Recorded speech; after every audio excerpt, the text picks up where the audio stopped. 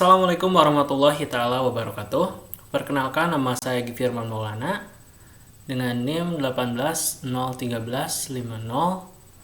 Saya mahasiswa dari program studi Pendidikan Ekonomi Universitas Pendidikan Indonesia. Di sini saya akan menjelaskan mengenai sistem ekonomi sebagai alat untuk memecahkan masalah ekonomi. Baik, langsung saja ke materi. Nah, pengertian sistem ekonomi. Menurut Gilarso, sistem ekonomi adalah keseluruhan tata cara untuk mengkoordinasi perilaku masyarakat, konsumen, produsen, pemerintah, bank, dan sebagainya dalam menjalankan kegiatan ekonomi, baik produksi, distribusi, konsumsi, investasi, dan sebagainya, sehingga menjadi satu kesatuan yang teratur dan dinamis, dan kekacauan dapat dihindari. Nah, apa saja sih macam-macam dari sistem ekonomi ini? Baik.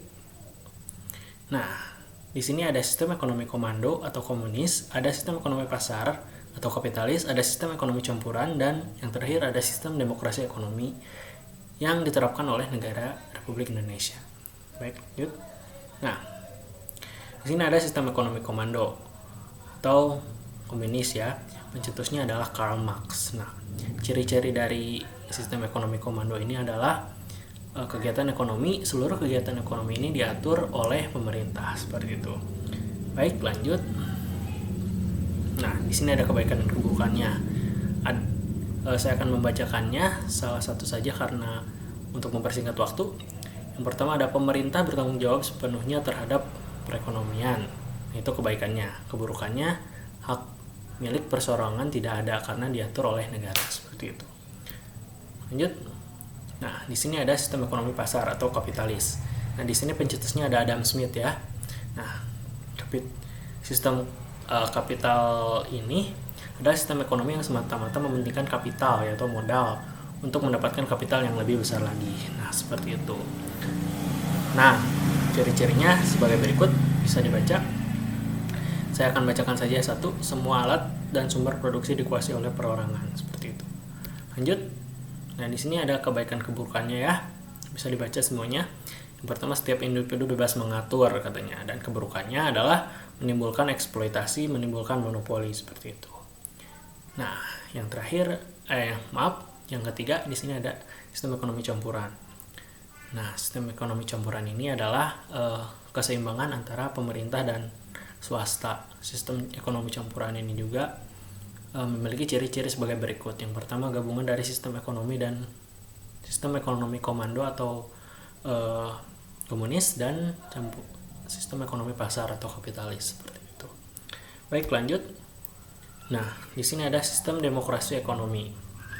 Sistem demokrasi ekonomi ini sistem yang diterapkan oleh negara Indonesia. Di sini pencetusnya adalah Muhammad Hatta, seperti itu. Nah, sistem ekonomi ini disebut juga sistem ekonomi Pancasila yang di dalamnya tergantung demokrasi ekonomi. Nah, demokrasi ekonomi ini berarti bahwa kegiatan ekonomi dilakukan oleh rakyat, untuk rakyat, dan bagi rakyat, seperti itu. Baik, lanjut.